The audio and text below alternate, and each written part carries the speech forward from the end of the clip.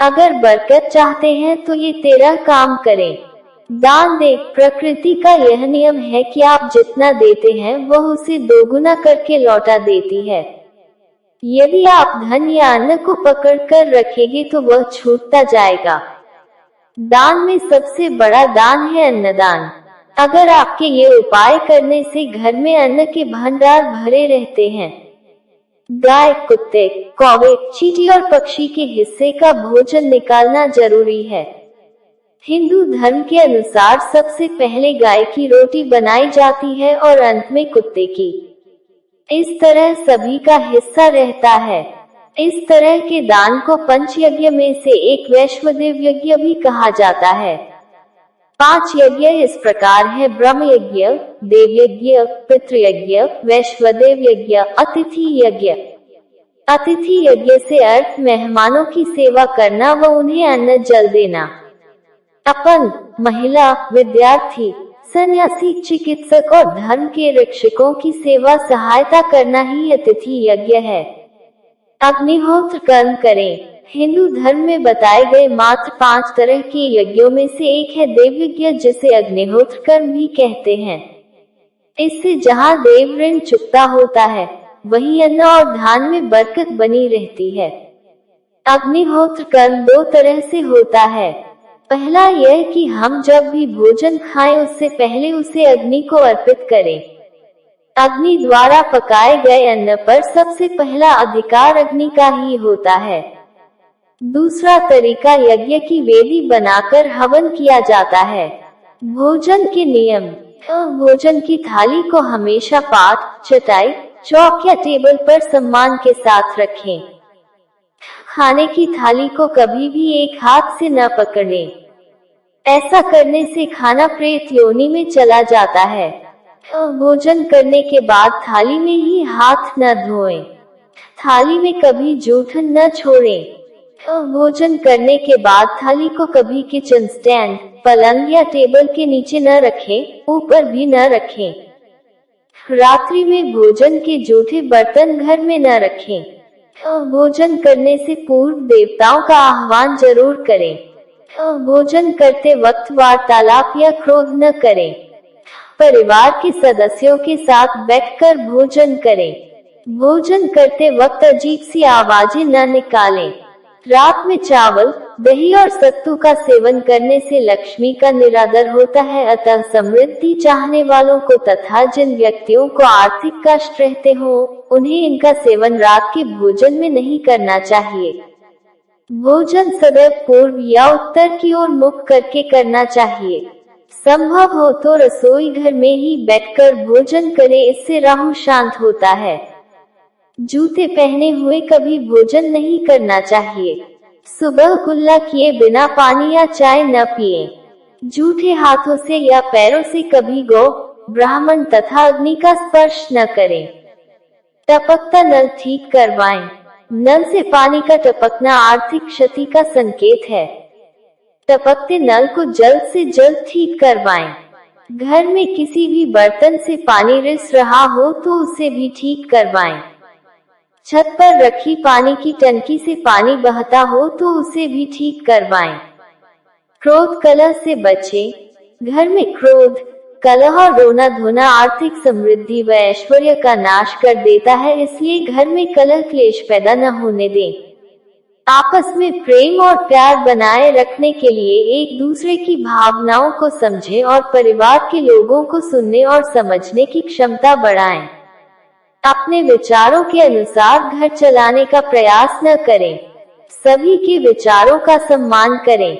घर की सफाई: कभी भी ब्रह्म मुहूर्त या संध्या काल को झाड़ू नहीं लगाना चाहिए। झाड़ू को ऐसी जगह रखें जहां किसी अतिथि की नजर न पहुंचे।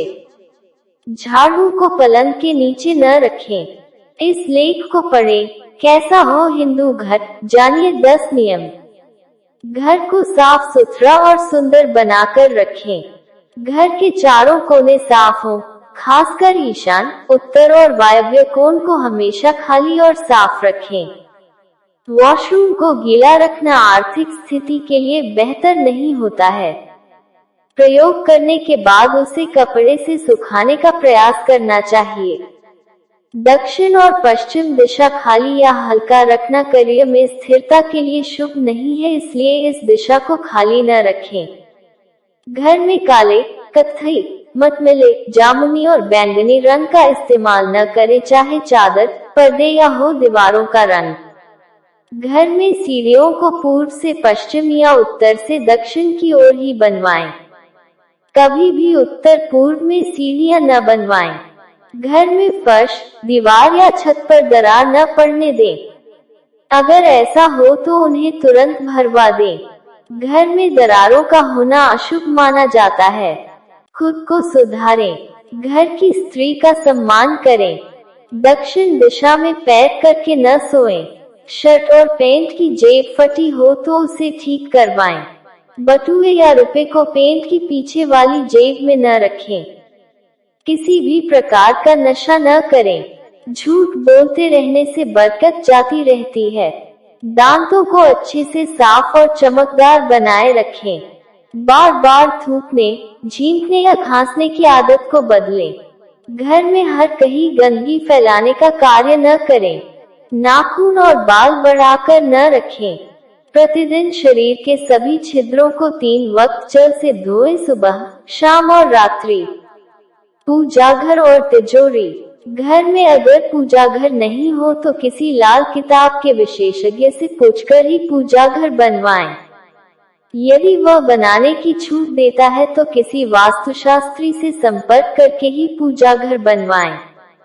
ऐसा इसलिए लिखना पड़ रहा है क्योंकि किसी की कुंडली के अनुसार घर में पूजा घर रखना नुकसानदायक होता है। किसी देवी देवता की एक से ज्यादा मूर्ति या तस्वीर न रखें। पूजा घर के अलावा देवी या देवता की मूर्ति या चित्र घर के अन्य किसी हिस्से में न लगाएं। किसी भी देवता की 2 तस्वीरें ऐसे न लगाएं कि उनका मुंह आमने सामने हो। देवी देवताओं की तस्वीर कभी नैऋत्य कोण में न लगाएं, वरना कोर्ट कचहरी के मामलों में फंसने की पूरी आशंका रहती है। तिजोरी में हल्दी की कुछ गांठ एक पीले वस्त्र में बांध कर रखें।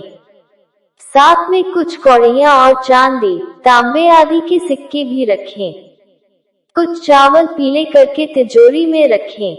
तिजोरी में इत्र की शीशी, चंदन की बट्टी या अगरबत्ती का पैकेट भी रख सकते हैं, जिससे उसमें सुगंध बनी रहेगी। घर में देवी देवताओं पर चढ़ाए गए फूल या हार के सूख जाने पर भी उन्हें घर में रखना लाभकारी होता है।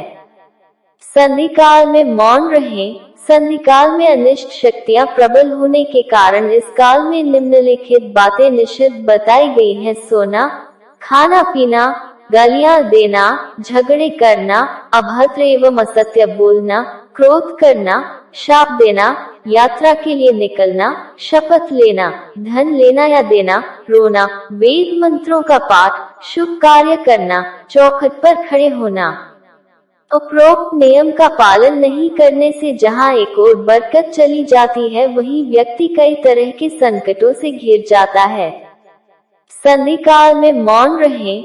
संधिकाल में अनिष्ट शक्तियां प्रबल होने के कारण इस काल में निम्नलिखित बातें निषिद्ध बताई गई हैं: सोना, खाना पीना, गालियां देना, झगड़े करना, अभद्र एवं असत्य बोलना, क्रोध करना, शाप देना, यात्रा के लिए निकलना, शपथ लेना, धन लेना या देना, रोना, वेद मंत्रों का पाठ, शुभ कार्य करना, चौखट पर खड़े होना। उपरोक्त नियम का पालन नहीं करने से जहां एक ओर बरकत चली जाती है, वहीं व्यक्ति कई तरह के संकटों से घिर जाता है। जहां मदिरा सेवन, स्त्री अपमान, तामसिक भोजन और अनैतिक कृत्यों को महत्व दिया जाता है, उनका धन दवाखाने, जेलखाने और पागलखाने में ही खर्च होता रहता है।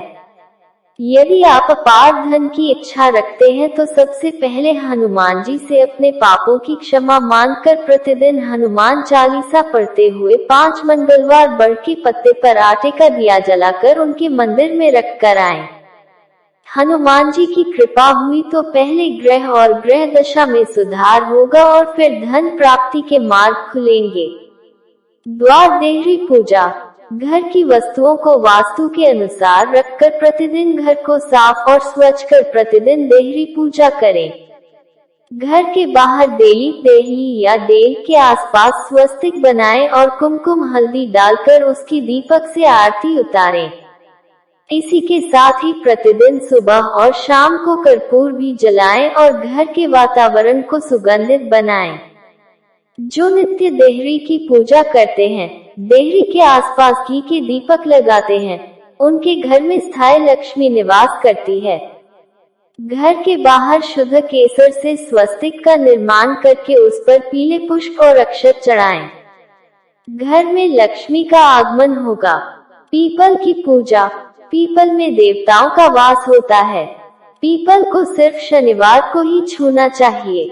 शनिवार को पीपल के वृक्ष में काले तिल, कच्चा दूध, गंगा जल, शहद, गुड़ को स्टील या चांदी के बर्तन में डालकर अर्पित करें व सरसों के तेल का दीपक प्रज्वलित करें। बस यह कार्य प्रत्येक शनिवार को करते जाएंगे तो धीरे धीरे दुर्भाग्य दूर होता जाएगा।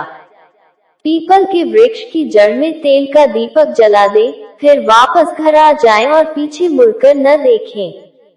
इससे आपको धन लाभ के साथ ही हर बिगड़ा काम बन जाएगा। केसर और कपूर। श्री महालक्ष्मी का ध्यान करके मस्तक पर शुद्ध केसर का तिलक लगाएं। धन लाभ के समाचार मिलेंगे। प्रतिदिन सुबह और शाम को कपूर जलाएं। घर के किसी स्थान पर वास्तु दोष हो तो वहां कपूर की एक डली बगैर जलाए रख दें। कर्पूर अति सुगंधित पदार्थ होता है तथा इसके दहन से वातावरण सुगंधित हो जाता है। कर्पूर जलाने से देव दोष व पितृदोष का शमन होता है। माँ, बेटी और पत्नी का सम्मान जरूरी। पत्नी और बेटी लक्ष्मी का रूप होती हैं। भूलकर भी इन्हें न दुत्कारें, न कोसे तथा न ही कोई अशुभ वचन कहें। माँ को साक्षात देवी पार्वती माना गया है। माँ को दुखी रखने वाला कभी जीवन में सुखी नहीं रह सकता। पत्नी और बेटी के दुखी रखने से आप कभी सुखी नहीं रह सकते। एक बार यदि पत्नी रोती हुई अपने माता पिता के घर चली गई तो याद रहे, इस पाप कर्म से आपके घर की बरकत भी चली जाएगी।